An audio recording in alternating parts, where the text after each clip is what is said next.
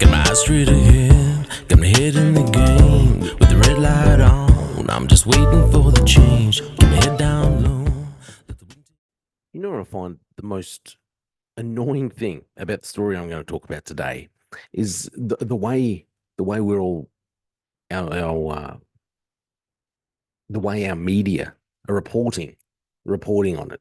Like it's such a big surprise. When I was a kid, like a teenager.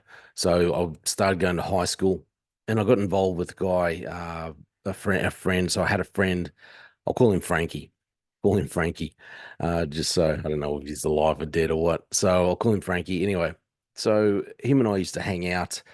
Uh, he was a bit of a troublemaker. He'd always be getting in trouble. Always be getting in trouble.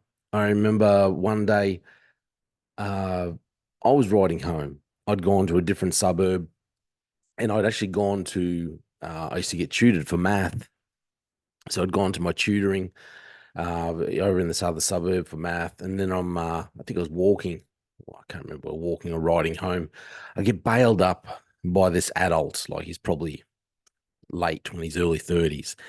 He wanted to flog me up. He wanted to bash me. I was only 13, on a skinny looking 13, going on 14, something like that. He wanted to bash me up because he was convinced that the day before I was rocking the roof of his neighbor's house. He reckons he'd seen me, he knew it was me, and he's like got me in the street, like kind of pinned down, like he's pointing at me, accusing me of all this stuff, and I'm trying to convince him that, mate, I don't.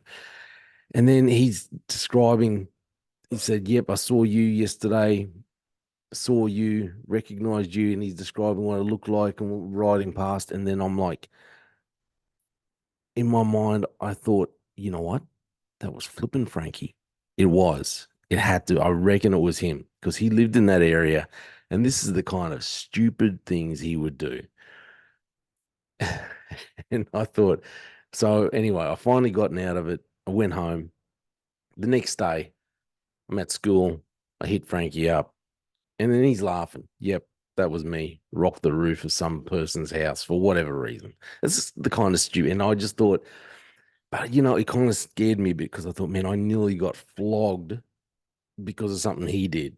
Because we kind of looked, we didn't really look similar if you're up close, but if you're like from a distance, if this fella see me from 30, 40 meters away, we would have looked the same.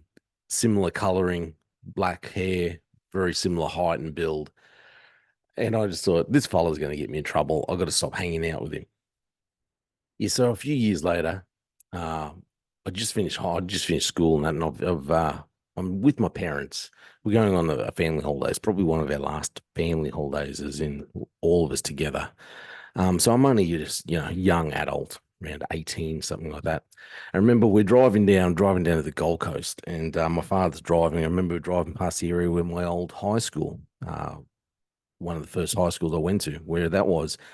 And my father's goes, "Oh, yeah, I just read the other day that the building at the high school, your high school got burnt down."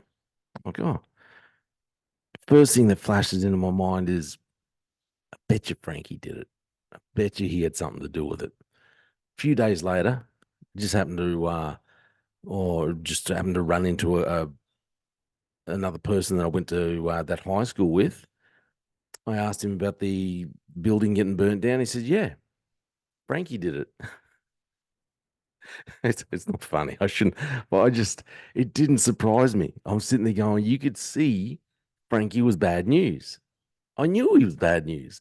That's why, after I nearly got my head beaten in by an adult, I decided then and there, something's got to change. I have to stop hanging out with Frankie. Otherwise, I didn't mind getting into a bit of strife, but, you know, he was just a bit of a fool. He kind of, eh, he just looked for trouble just for the sake of looking for trouble. And it wasn't my jam. I thought I don't want to just, the only thing I live for is just doing something. Everything he did was, I'm like, he's going into a path of illegal activity for the rest of his life. So he's probably a police officer somewhere.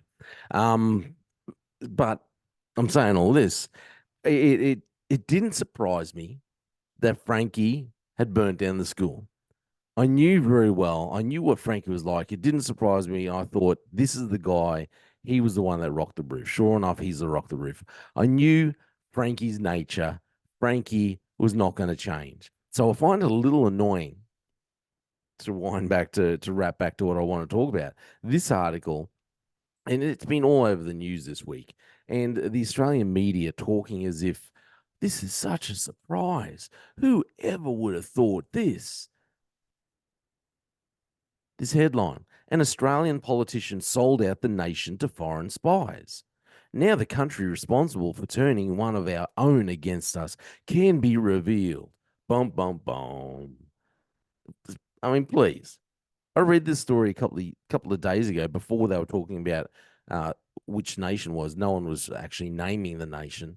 And I'm sitting there going, this is China. We all know it's China. We know it's China because China does what China does. China does what China wants. China's not going to change. They've been stealing technology from America, from other nations for decades. Decades. I remember reading about it like 30 years ago, the Americans talking about all the things they've been stealing technology for decades, infiltrating, having spies infiltrate parts of government for decades. And yet we talk about it here in Australia like this is such a surprise. What the flip? The mystery country that managed to make an Australian politician turn and sell out their own nation has been identified.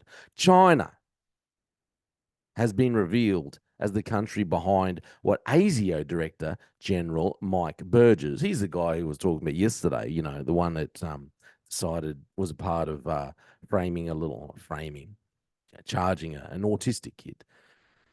They called him the A Team, spying on Australia.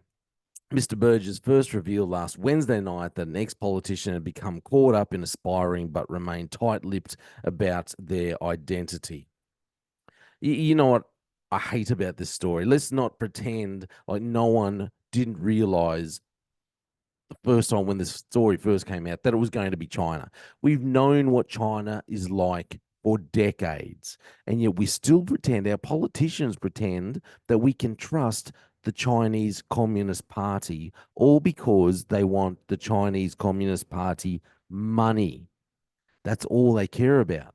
Our politicians are selling the nation to China. They're just allowing them all to come in and take over the country. So let's not pretend. China showed its stripes years ago. Years ago. And let's not pretend that a nation that is built, that is run by a communist party, that doesn't believe in God, that follows authoritarian system, that locks its own people up in the Uyghurs I'm talking about, in a big open air prison camp, shuts down any kind of free speech, doesn't have any kind of elections. Old Xi Jinping has made himself like leader for eternity or something ridiculous like that. Steals, just blatantly steals technology off everyone and anyone. Constantly threatens other nations with violence, like Taiwan, like South Korea, like Japan. And yet we all pretend just because our politicians want to keep making money, we all pretend as if they can be trusted. Stop lying to yourself. Just like my old friend Frankie, I knew years ago that I couldn't keep hanging out with Frankie, otherwise, things were going to go bad for me. Things are going to go bad for Australia and for other Western nations because of our own arrogance. Our own arrogance. We think that we can control. We think that we're too smart for the Chinese and that we can keep a track of everything that's happening. It's like that report that came out the other week about the big jetty up in, was it Northern Territory, or no, Western Australia, sorry. The big port that was sold to a Chinese company. And there was concerns about it, but then Australian intelligence organization looked into it and they said, oh no, it's all right. They can be trusted. There's nothing to see here. You idiots. We all know they can't be trusted. The Chinese Communist Party cannot be trusted. It's time to cut ties. Cut ties. And Nothing against Chinese people, okay? Because they are, you know, how about the people from Hong Kong? They are just as much the victim as the Uyghurs, just brutalized by the Chinese Communist Party. But it's time for us to get our head out of the stand, stop thinking that we are the smartest and the brightest and that we can control all the situations, and admit that the Chinese Communist Party are not to be trusted and that we should stop being friends with them. That's all. Pull your head out of your sand, Australian government, American government, English government, all other governments. You can't trust them. That's all there is to it.